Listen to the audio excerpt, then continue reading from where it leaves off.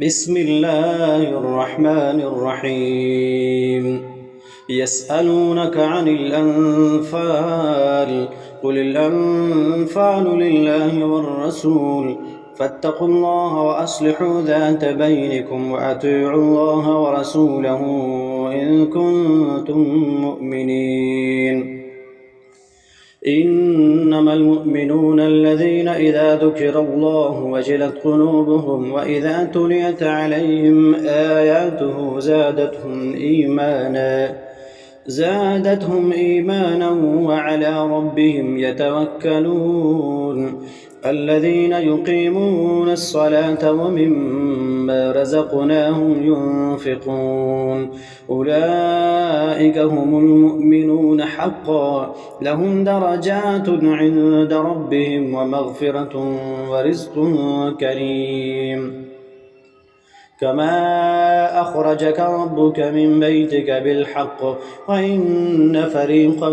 من المؤمنين لكارهون يجادلونك في الحق بعدما تبين كأنما يساقون إلى الموت وهم ينظرون وإذ يعدكم الله إحدى الطائفتين أنها لكم وتودون أن غير ذات الشوكة تكون لكم ويريد الله أن يحق الحق بكلماته ويقطع دابر الكافرين ليحق الحق ويبطل الباطل ولو كره المجرمون إذ تستغيثون ربكم فاستجاب لكم أني ممدكم ب1000 من الملائكة مردفين وما جعله الله إلا بشرى ولتطمئن به قلوبكم وما النصر إلا من عند الله إن الله عزيز حكيم إذ يغشيكم النعاس أمنة منه وينزل عليكم من السماء ماء ليطهركم به ويذهب عنكم رجز الشيطان وليربط على قلوبكم ويثبت به الأقدام إذ يوحي ربك إلى الملائكة أني معكم فثبتوا الذين آمنوا سألقي في قلوب الذين كفروا الرعب فاضربوا فوق الأعناق واضربوا منهم كل بنان ذلك بأنهم شاقوا الله ورسوله ومن يشاقق الله ورسوله فإن الله شديد العقاب ذلكم فذوقوه وأن للكافرين عذاب النار يا أيها الذين آمنوا إذا لقيتم الذين كفروا زحفا فلا تولوهم الأدبار ومن يولهم يومئذ دبره إلا متحرفا لقتال أو متحيزا إلى فئة فقد باء بغضب من الله ومأواه جهنم وبئس المصير فلم تقتلوهم ولكن الله قتلهم وما رميت إذ رميت ولكن الله رمى وليبلي المؤمنين منه بلاء حسنا إن الله سميع عليم ذلكم وأن الله موهن كيد الكافرين إن تستفتحوا فقد جاءكم الفتح وإن تنتهوا فهو خير لكم وإن تعودوا نعد ولن تغني عنكم فئتكم شيئا ولو كثرت وأن الله مع المؤمنين يا أيها الذين آمنوا أطيعوا الله ورسوله ولا تولوا عنه وأنتم تسمعون ولا تكونوا كالذين قالوا سمعنا وهم لا يسمعون إن شر الدواب عند الله الصم البكم الذين لا يعقلون ولو علم الله فيهم خيرا لأسمعهم ولو أسمعهم لتولوا وهم معرضون يا أيها الذين آمنوا استجيبوا لله وللرسول إذا دعاكم لما يحييكم واعلموا أن الله يحول بين المرء وقلبه وأنه إليه تحشرون واتقوا فتنة لا تصيبن الذين ظلموا منكم خاصة واعلموا أن الله شديد العقاب واذكروا إذ أنتم قليل مستضعفون في الأرض تخافون أن يتخطفكم الناس فآواكم وأيدكم بنصره ورزقكم من الطيبات لعلكم تشكرون يا أيها الذين آمنوا لا تخونوا الله والرسول وتخونوا أماناتكم وأنتم تعلمون واعلموا أنما أموالكم وأولادكم فتنة وأن الله عنده أجر عظيم يا أيها الذين آمنوا إن تتقوا الله يجعل لكم فرقانا ويكفر عنكم سيئاتكم ويغفر لكم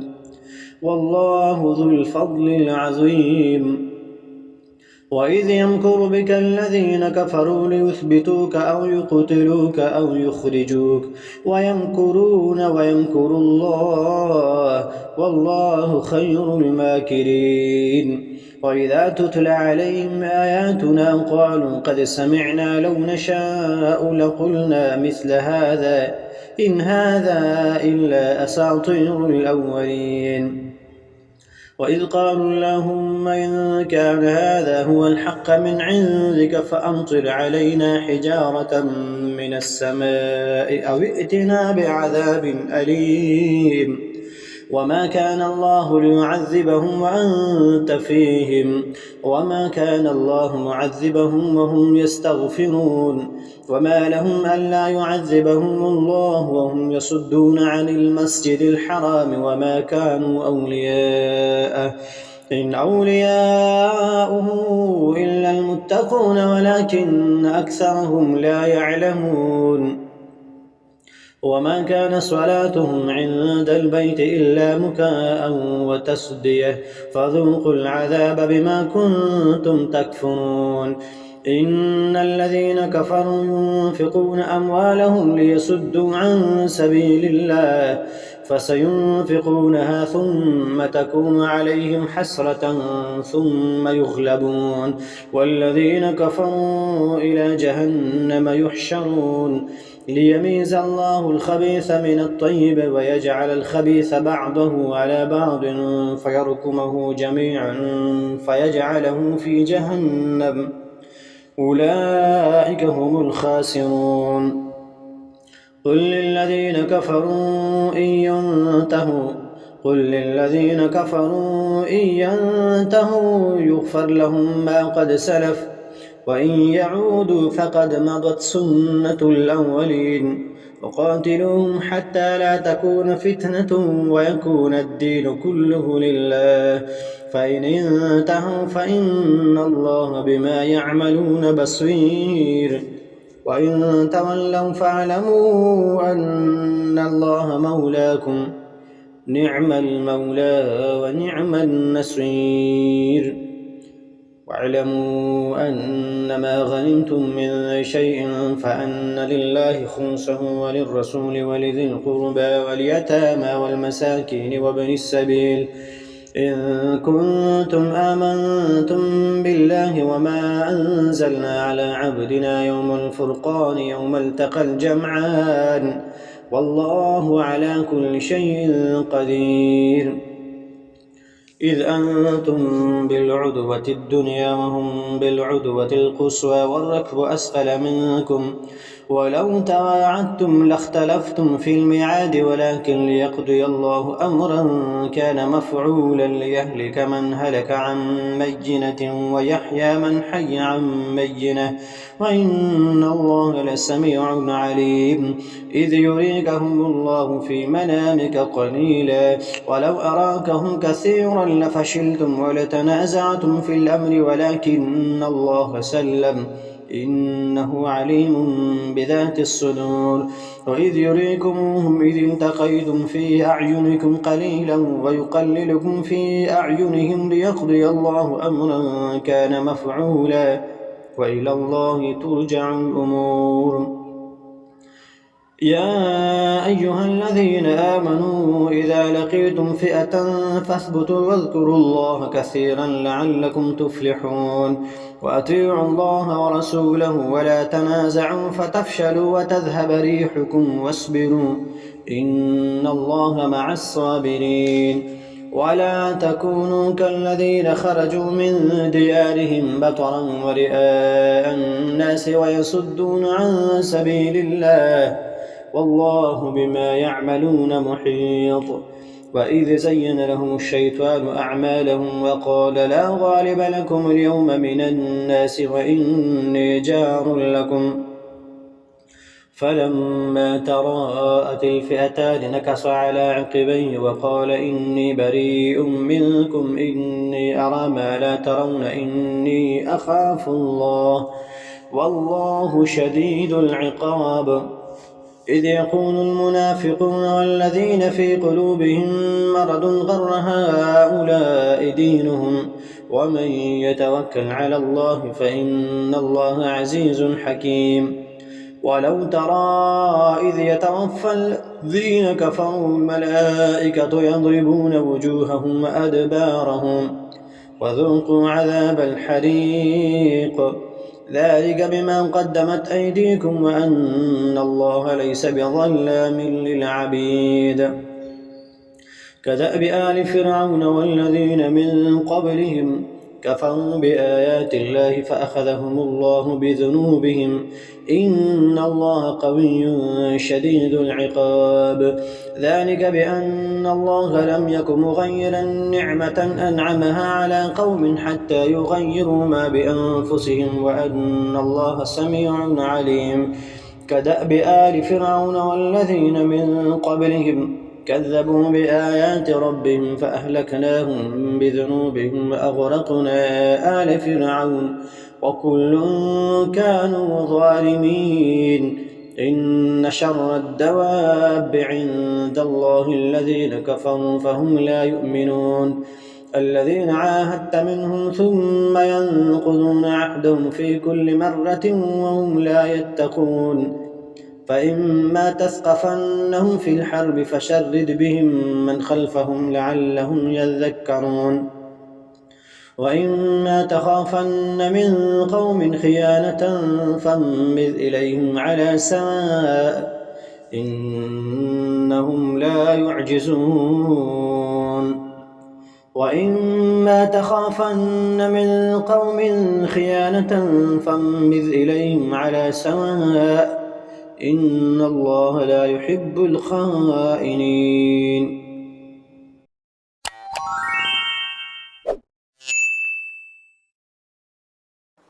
بسم الله الرحمن الرحيم. إذا وقعت الواقعة ليس لوقعتها كاذبة خافضة رافعة إذا رجت الأرض رجا وبست الجبال بسا فكانت هباء منبثا وكنتم أزواجا ثلاثة فأصحاب الميمنة ما أصحاب الميمنة وأصحاب المشأمة ما أصحاب المشأمة والسابقون السابقون أولئك المقربون في جنات النعيم ثلة من الأولين وقليل من الآخرين على سرر موضونة متكئين عليها متقابلين يطوف عليهم ولدان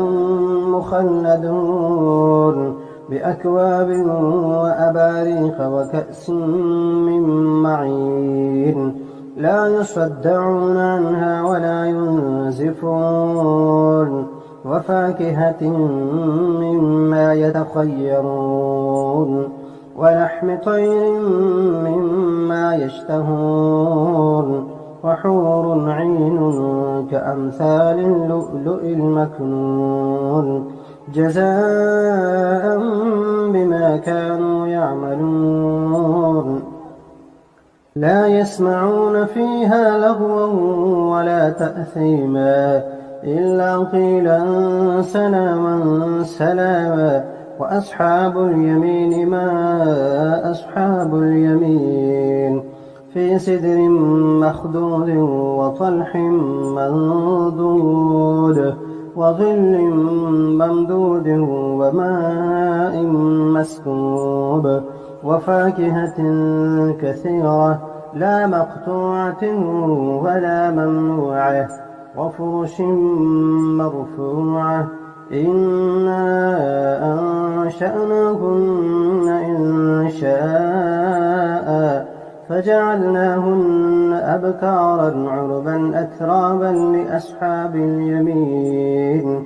ثلة من الأولين وثلة من الآخرين وأصحاب الشمال ما أصحاب الشمال في سموم وحميم وظل من يحموم لا بارد ولا كريم إنهم كانوا قبل ذلك مترفين وكانوا يصرون على الحنث العظيم وكانوا يقولون أئذا متنا وكنا ترابا وعظاما أئنا لمبعوثون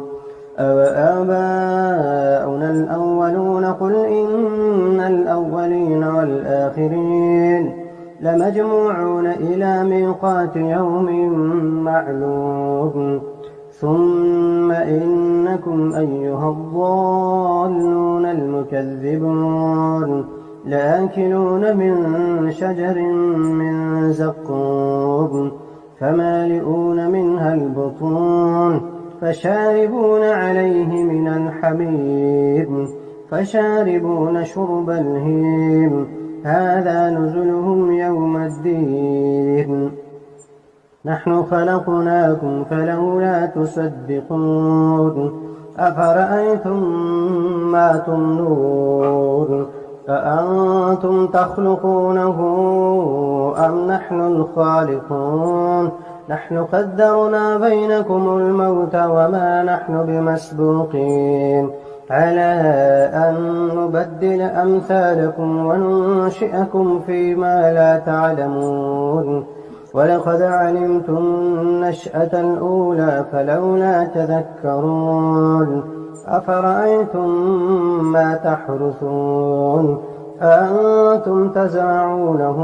أم نحن الزارعون لو نشاء لجعلناه حطاما فظلتم تفكهون إنا لمغرمون بل نحن محرومون أفرأيتم الماء الذي تشربون أأنتم أنزلتموه من المزن أم نحن المنزلون لو نشاء جعلناه أجاجا فلولا تشكرون أفرأيتم النار التي تورون أأنتم أنشأتم شجرتها أم نحن المنشئون نحن جعلناها تذكرة ومتاعا للمقوين فسبح باسم ربك العظيم فلا أقسم بمواقع النجوم وإنه لقسم لو تعلمون عظيم إنه لقرآن كريم في كتاب مكنون لا يمسه إلا المطهرون تنزيل من رب العالمين أفبهذا الحديث أنتم مدهنون وتجعلون رزقكم أنكم تكذبون فلولا إذا بلغت الحلقوم وأنتم حينئذ تنظرون ونحن أقرب إليه منكم ولكن لا تبصرون فلولا إن كنتم غير مدينين ترجعونها إن كنتم صادقين فأما إن كان من المقربين فروح وريحان وجنة نعيم وأما إن كان من أصحاب اليمين فسلام لك من أصحاب اليمين وأما إن كان من المكذبين الضالين فنزل من حميم وتصلية جحيم إن هذا لهو حق اليقين فسبح باسم ربك العظيم. بسم الله الرحمن الرحيم. الرحمن علم القرآن خلق الإنسان علمه البيان الشمس والقمر بحسبان والنجم والشجر يسجدان والسماء رفعها ووضع الميزان ألا تطغوا في الميزان وأقيموا الوزن بالقسط ولا تخسروا الميزان والأرض وضعها للأنام فيها فاكهة والنخل ذات الأكمام والحب ذو العصف والريحان فبأي آلاء ربكما تكذبان خلق الإنسان من صلصال كالفخار وخلق الجان من مارج من نار فبأي آلاء ربكما تكذبان رب المشرقين ورب المغربين فبأي آلاء ربكما تكذبان مرج البحرين يلتقيان بينهما برزخ لا يبغيان فبأي آلاء ربكما تكذبان يخرج منهما اللؤلؤ والمرجان فبأي آلاء ربكما تكذبان وله الجوار المنشآت في البحر كالأعلام فبأي آلاء ربكما تكذبان كل من عليها فان ويبقى وجه ربك ذو الجلال والإكرام فبأي آلاء ربكما تكذبان يسأله من في السماوات والأرض كل يوم هو في شأن يسأله من في السماوات والأرض كل يوم هو في شأن فبأي آلاء ربكما تكذبان سنفرغ لكم أيها الثقلان فبأي آلاء ربكما تكذبان يا معشر الجن والإنس إن استطعتم أن تنفذوا من أقطار السماوات والأرض فانفذوا لا تنفذون إلا بسلطان فبأي آلاء ربكما تكذبان يرسل عليكما شواظ من نار ونحاس فلا تنتصران فبأي آلاء ربكما تكذبان فإذا انشقت السماء فكانت وردة كالدهان فبأي آلاء ربكما تكذبان فيومئذ لا يسأل عن ذنبه إنس ولا جان فبأي آلاء ربكما تكذبان يعرف المجرمون بسيماهم فيؤخذ بالنواصي والأقدام فبأي آلاء ربكما تكذبان هذه جهنم التي يكذب بها المجرمون يطوفون بينها وبين حميم آن فبأي آلاء ربكما تكذبان ولمن خاف مقام ربه جنتان فبأي آلاء ربكما تكذبان ذواتا أفنان فبأي آلاء ربكما تكذبان فيهما عينان تجريان فبأي آلاء ربكما تكذبان فيهما من كل فاكهة زوجان فبأي آلاء ربكما تكذبان متكئين على فرش بطائنها من استبرق وجنى الجنتين دان فبأي آلاء ربكما تكذبان فيهن قاصرات الطرف لم يطمثهن إنس قبلهم ولا جان فبأي آلاء ربكما تكذبان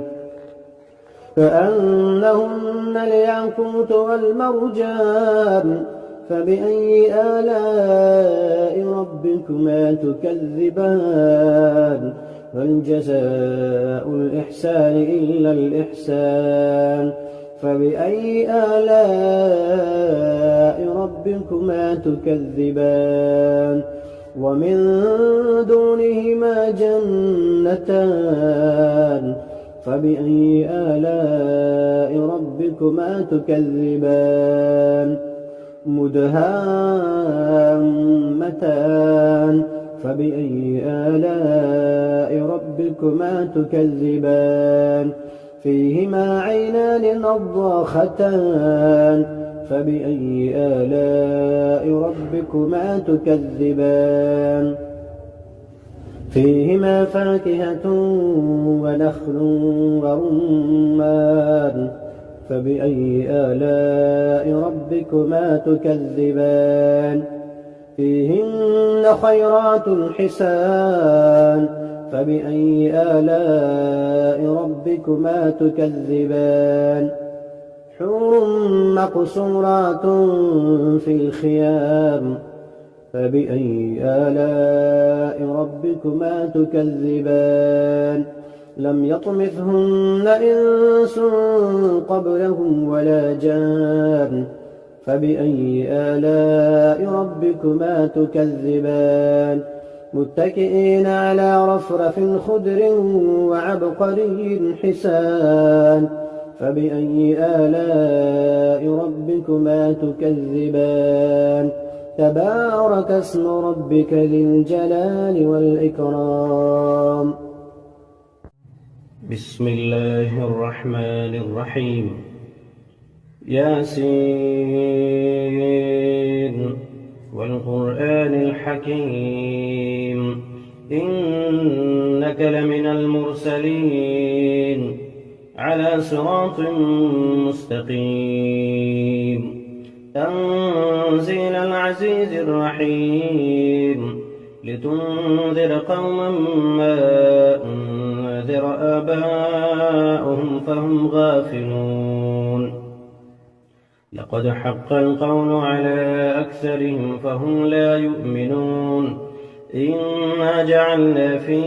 أعناقهم أغلالا فهي إلى الأذقان فهم مقمحون وجعلنا من بين أيديهم سدا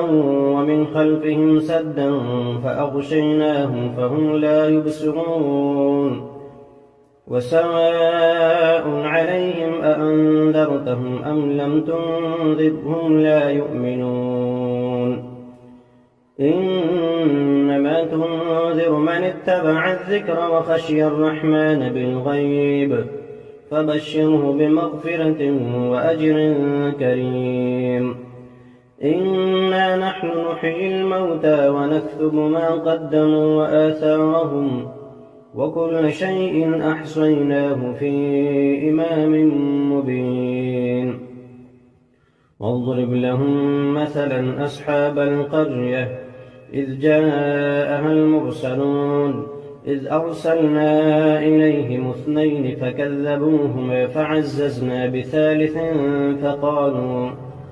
فقالوا إنا إليكم مرسلون قالوا ما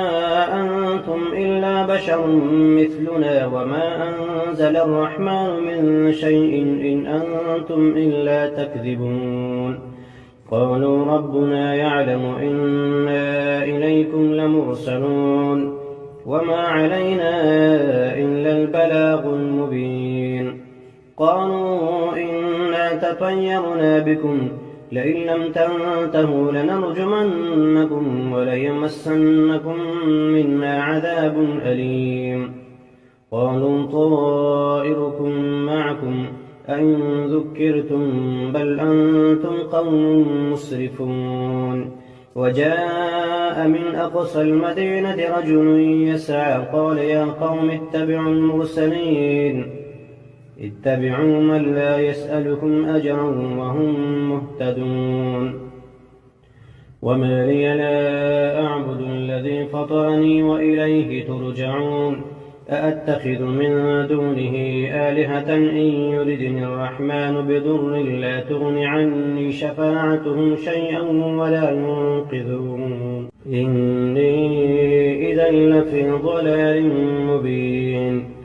إني آمنت بربكم فاسمعون قيل ادخل الجنة قال يا ليت قومي يعلمون بما غفر لي ربي وجعلني من المكرمين وما أنزلنا على قومه من بعده من جند من السماء وما كنا منزلين إن كانت إلا صيحة واحدة فإذا هم خامدون يا حسرة على العباد ما يأتيهم من رسول إلا كانوا به يستهزئون ألم يروا كم أهلكنا قبلهم من القرون أنهم إليهم لا يرجعون وإن كل لما جميع لدينا محضرون وآية لهم الأرض الميتة أحييناها وأخرجنا منها حبا فمنه يأكلون وجعلنا فيها جنات من نخيل وأعناب وفجرنا فيها من العيون ليأكلوا من ثمره وما عملته أيديهم أفلا يشكرون سبحان الذي خلق الأزواج كلها مما تنبت الأرض ومن أنفسهم ومما لا يعلمون وآية لهم الليل نسلخ منه النهار فإذا هم مظلمون والشمس تجري لمستقر لها ذلك تقدير العزيز العليم والقمر قدرناه منازل حتى عاد كالعرجون القديم لا الشمس ينبغي لها أن تدرك القمر ولا الليل سابق النهار وكل في فلك يسبحون وآية لهم أنا حملنا ذريتهم في الفلك المشحون وخلقنا لهم من مثله ما يركبون وإن نشأ نغرقهم فلا صريخ لهم ولا هم ينقذون إلا رحمة منا ومتاعا إلى حين. وإذا قيل لهم اتقوا ما بين أيديكم وما خلفكم لعلكم ترحمون وما تأتيهم من آية من آيات ربهم إلا كانوا عنها معرضين. وإذا قيل لهم أنفقوا مما رزقكم الله قال الذين كفروا للذين آمنوا أنطعم من لم يشاء الله أطعمه إن أنتم إلا في ضلال مبين. ويقولون متى هذا الوعد إن كنتم صادقين ما ينظرون إلا صيحة واحدة تأخذهم فهم يخصمون فلا يستطيعون توصية ولا إلى أهلهم يرجعون. ونفخ في الصور فإذا هم من الأجداث إلى ربهم ينسلون. قالوا يا ويلنا من بعثنا من مرقدنا هذا ما وعد الرحمن وصدق المرسلون. إن كانت إلا صيحة واحدة فإذا هم جميع لدينا محضرون. فاليوم لا تظلم نفس شيئا ولا تجزون إلا ما كنتم تعملون. إن أصحاب الجنة اليوم في شغل فاكهون هم وأزواجهم في ظلال على الأرائك متكئون لهم فيها فاكهة ولهم ما يدعون سلام قولا من رب رحيم. وامتازوا اليوم أيها المجرمون ألم أعهد إليكم يا بني آدم ألا تعبدوا الشيطان إنه لكم عدو مبين وأن اعبدوني هذا صراط مستقيم. ولقد أضل منكم جبلا كثيرا أفلم تكونوا تعقلون. هذه جهنم التي كنتم توعدون اصلوها اليوم بما كنتم تكفرون. اليوم نختم على أفواههم وتكلمنا أيديهم وتشهد أرجلهم بما كانوا يكسبون. ولو نشاء لطمسنا على أعينهم فاستبقوا الصراط فأنى يبصرون. ولو نشاء لمسخناهم على مكانتهم فما استطاعوا مضيا ولا يرجعون. ومن نعمره ننكسه في الخلق أفلا يعقلون. وما علمناه الشعر وما ينبغي له إن هو إلا ذكر وقرآن مبين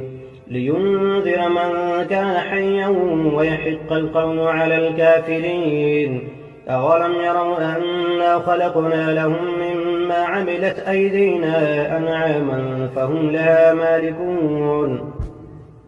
وذللناها لهم فمنها ركوبهم ومنها يأكلون ولهم فيها منافع ومشارب أفلا يشكرون. واتخذوا من دون الله آلهة لعلهم ينصرون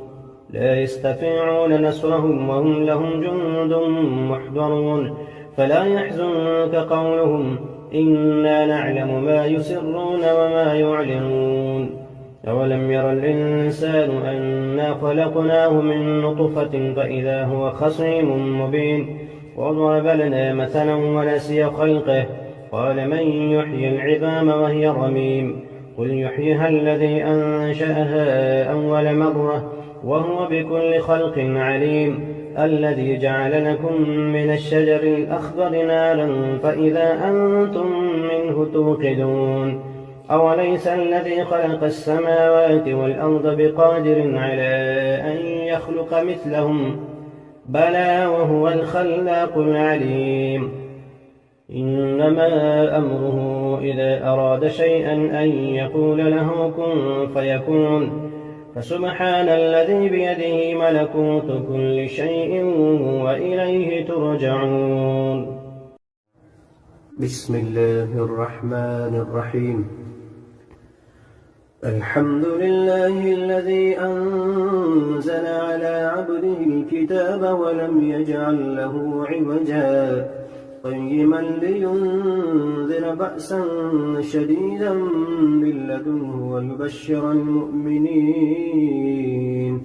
ويبشر المؤمنين الذين يعملون الصالحات أن لهم أجرا حسنا ماكثين فيه أبدا وينذر الذين قالوا اتخذ الله ولدا ما لهم به من علم ولا لآبائهم كبرت كلمة تخرج من أفواههم إن يقولون إلا كذبا فلعلك باخع نفسك على آثارهم إن لم يؤمنوا بهذا الحديث أسفا إنا جعلنا ما على الأرض زينة لها لنبلوهم أيهم أحسن عملا وإنا لجاعلون ما عليها صعيدا جرزا أم حسبت أن أصحاب الكهف والرقيم كانوا من آياتنا عجبا إذ أوى الفتية إلى الكهف فقالوا ربنا آتنا من لدنك رحمة وهيئ لنا من أمرنا رشدا وضربنا على آذانهم في الكهف سنين عددا ثم بعثناهم لنعلم أي الحزبين أحصى لما لبثوا أمدا نحن نقص عليك نبأهم بالحق إنهم فتية آمنوا بربهم وزدناهم هدى وربطنا على قلوبهم إذ قاموا فقالوا ربنا رب السماوات والأرض لن ندعو من دونه إلها لقد قلنا إذا شططا هؤلاء قوم اتخذوا من دونه آلهة لولا يأتون عليهم بسلطان بين فمن أظلم ممن افترى على الله كذبا وإذ اعتزلتموهم وما يعبدون إلا الله فأووا إلى الكهف ينشر لكم ربكم من رحمته ويهيئ لكم من أمركم مرفقا وترى الشمس إذا طلعت تزاور عن كهفهم ذات اليمين وإذا غربت تقرضهم ذات الشمال وهم في فجوة منه ذلك من آيات الله من يهد الله فهو المهتد ومن يضلل فلن تجد له وليا مرشدا وتحسبهم أيقاظا وهم رقود ونقلبهم ذات اليمين وذات الشمال وكلبهم باسط ذراعيه بالوصيد لو اطلعت عليهم لوليت منهم فرارا ولملئت منهم رعبا وكذلك بعثناهم ليتساءلوا بينهم قال قائل منهم كم لبثتم قالوا لبثنا يوما أو بعض يوم قالوا ربكم أعلم بما لبثتم فابعثوا أحدكم بورقكم هذه إلى المدينة فلينظر أيها أزكى طعاما فليأتكم برزق منه وليتلطف ولا يشعرن بكم أحدا إنهم إن يظهروا عليكم يرجموكم أو يعيدوكم في ملتهم ولن تفلحوا إذا أبدا وكذلك أعثرنا عليهم ليعلموا أن وعد الله حق وأن الساعة لا ريب فيها إذ يتنازعون بينهم أمرهم فقالوا بنوا عليهم بنيانا ربهم أعلم بهم قال الذين غلبوا على أمرهم لنتخذن عليهم مسجدا سيقولون ثلاثة رابعهم كلبهم ويقولون 5 سادسهم كلبهم رجما بالغيب ويقولون 7 وثامنهم كلبهم قل ربي أعلم بعدتهم ما يعلمهم إلا قليل فلا تمار فيهم إلا مراء ظاهرا ولا تستفت فيهم منهم أحدا ولا تقولن لشيء إني فاعل ذلك غدا إلا أن يشاء الله واذكر ربك إذا نسيت وقل عسى أن يهديني ربي لأقرب من هذا رشدا ولبثوا في كهفهم 300 سنين وازدادوا 9 قل الله أعلم بما لبثوا له غيب السماوات والأرض أبصر به وأسمع ما لهم من لدونه من ولي ولا يشرك في حكمه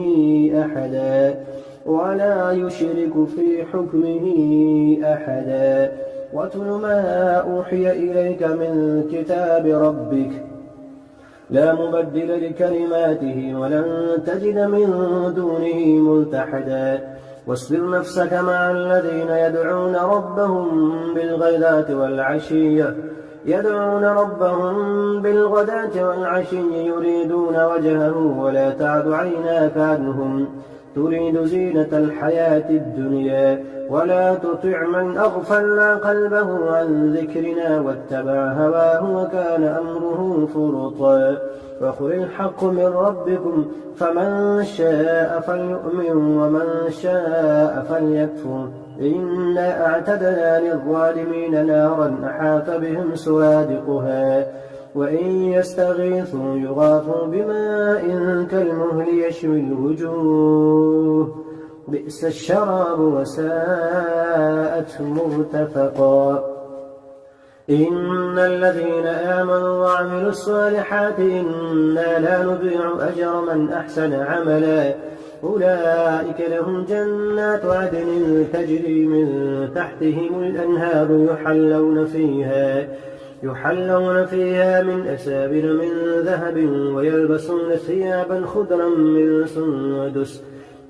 من سندس واستبرق متكئين فيها على الأرائك نعم الثواب وحسنت مرتفقا واضرب لهم مثلا رجلين جعلنا لأحدهما جنتين من أعناب وحففناهما بنخل وجعلنا بينهما زرعا كلتا الجنتين آتت أكلها ولم تظلم منه شيئا وفجرنا خلالهما نهرا وكان له ثمر فقال لصاحبه وهو يحاوره أنا أكثر منك مالا وأعز نفرا ودخل جنته وهو ظالم لنفسه قال ما أظن أن تبيد هذه أبدا وما أظن الساعة قائمة ولئن رددت إلى ربي لأجدن خيرا منها منقلبا قال له صاحبه وهو يحاوره أكفرت بالذي خلقك من تراب ثم من نطفة ثم سواك رجلا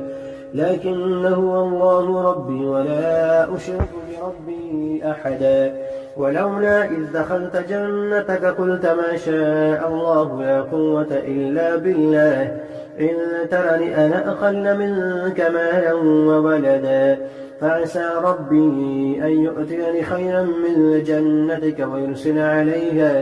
ويرسل عليها حسبانا من السماء فتصبح صعيدا زلقا أو يصبح ماؤها غورا فلن تستطيع له طلبا وأحيط بثمره فأصبح يقلب كفيه على ما أنفق فيها وهي خابية على عروشها ويقول يا ليتني لم أشرك بربي أحدا ولم تكن له فئة ينصرونه من دون الله وما كان منتصرا هنالك الولاية لله الحق هو خير ثوابا وخير عقبا واضرب لهم مثل الحياة الدنيا كماء إن أنزلناه من السماء فاختلط به نبات الأرض فأصبح هشيما تذروه الرياح وكان الله على كل شيء مقتدرا. المال والبنون زينة الحياة الدنيا والباقيات الصالحات خير عند ربك ثوابا وخير أملا. ويوم نسير الجبال وترى الأرض بارزة وحشرناهم فلم نغادر منهم أحدا وعرضوا على ربك صفا لقد جئتمونا كما خلقناكم أول مرة بل زعمتم أن لن نجعل لكم موعدا. ووضع الكتاب فترى المجرمين مشفقين مما فيه ويقولون يا ويلتنا ما لهذا الكتاب لا يغادر صغيرة ولا كبيرة إلا أحصاها ووجدوا ما عملوا حاضرا ولا يظلم ربك أحدا. وإذ قلنا للملائكة اسجدوا لآدم فسجدوا إلا إبليس كان من الجن ففسق عن أمر ربه أفتتخذونه وذريته أولياء من دوني وهم لكم عدو بئس للظالمين بدلا. ما أشهدتم خلق السماوات والأرض ولا خلق أنفسهم وما كنت متخذ المضلين عضدا. ويوم يقول نادوا شركائي الذين زعمتم فدعوهم ولم يستجيبوا لهم وجعلنا بينهم موبقا. ورأى المجرمون النار فظنوا أنهم مواقعوها ولم يجدوا عنها مصرفا. ولقد صرفنا في هذا القرآن للناس من كل مثل وكان الإنسان أكثر شيء جدلا. وما منع الناس أن يؤمنوا إذ جاءهم الهدى ويستغفروا ربهم إلا أن تأتيهم سنة الأولين أو يأتيهم العذاب قبلا. وما نرسل المرسلين إلا مبشرين ومنذرين ويجادل الذين كفروا بالباطل ليدحضوا به الحق واتخذوا آياتي وما أنذروا هزوا. ومن أظلم ممن ذكر بآيات ربه فأعرض عنها ونسي ما قدمت يداه إنا جعلنا على قلوبهم أكنة أن يفقهوه وفي آذانهم وقرا وإن تدعهم إلى الهدى فلن يهتدوا إذا أبدا. وربك الغفور ذو الرحمة لو يؤاخذهم بما كسبوا لعجل لهم العذاب بل لهم موعد لن يجدوا من دونه موئلا. وتلك القرى أهلكناهم لما ظلموا وجعلنا لمهلكهم موعدا. وإذ قال موسى لفتاه لا أبرح حتى أبلغ مجمع البحرين أو أمضي حقبا فلما بلغا مجمع بينهما نسيا حوتهما فاتخذ سبيله في البحر سربا فلما جاوزا قال لفتاه آتنا غداءنا لقد لقينا من سفرنا هذا نصبا قال أرأيت إذ أوينا إلى الصخرة فإني نسيت الحوت وما أنسانيه إلا الشيطان أن أذكره واتخذ سبيله في البحر عجبا قال ذلك ما كنا نبغي فارتد على آثارهما قصصا فوجدا عبدا من عبادنا آتيناه رحمة من عندنا وعلمناه من لدنا علما قال له موسى هل أتبعك على أن تعلمني مما علمت رشدا قال إنك لن تستطيع معي صبرا وكيف تصبر على ما لم تحط به خبرا قال ستجدني إن شاء الله صابرا ولا أعصي لك أمرا قال فإن اتبعتني فلا تسألني عن شيء حتى أحدث لك منه ذكرا فانطلقا حتى إذا ركبا في السفينة خرقها قال أخلقتها لتغرق أهلها لقد جئت شيئا إمرا. قال ألم أقل إنك لن تستطيع معي صبرا. قال لا تؤاخذني بما نسيت ولا ترهقني من أمري عسرا. فانطلقا حتى إذا لقيا غلاما فقتله. قال أقتلت نفسا زكية بغير نفس لقد جئت شيئا نكرا. قال ألم نقل لك إنك لن تستطيع معي صبرا. قال إن سألتك عن شيء بعدها فلا تصاحبني قد بلغت من لدني عذرا. فانطلقا حتى إذا أتيا أهل قرية استطعما أهلها فأبوا أن يضيفوهما فوجدا فيها جدارا يريد أن ينقض فأقامه. قال لو شئت لاتخذت عليه أجرا. قال هذا فراق بيني وبينك سأنبئك بتأويل ما لم تستطع عليه صبرا. أما السفينة فكانت لمساكين يعملون في البحر فأردت أن أعيبها وكان وراءهم ملك يأخذ كل سفينة غصبا.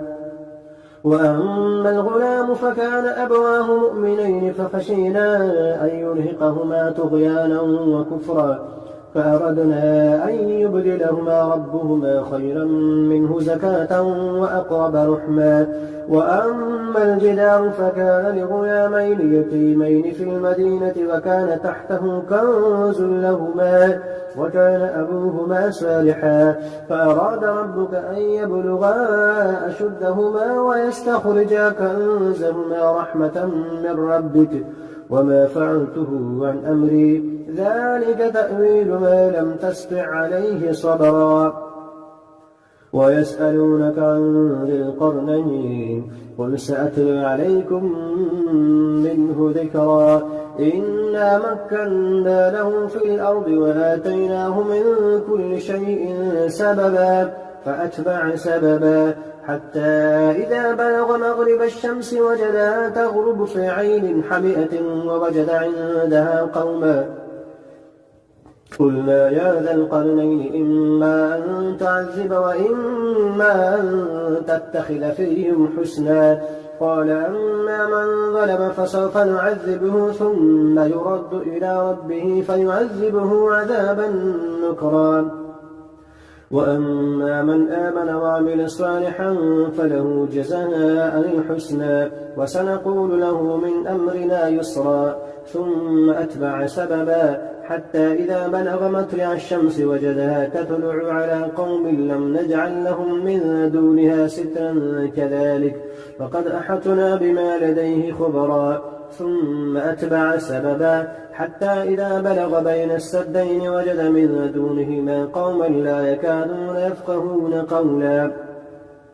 قالوا يا ذا القرنين إن يأجوج ومأجوج مفسدون في الأرض فهل نجعل لك خرجا على أن تجعل بيننا وبينهم سدا. قال ما مكنني فيه ربي خير فأعينوني بقوة أجعل بينكم وبينهم ردما.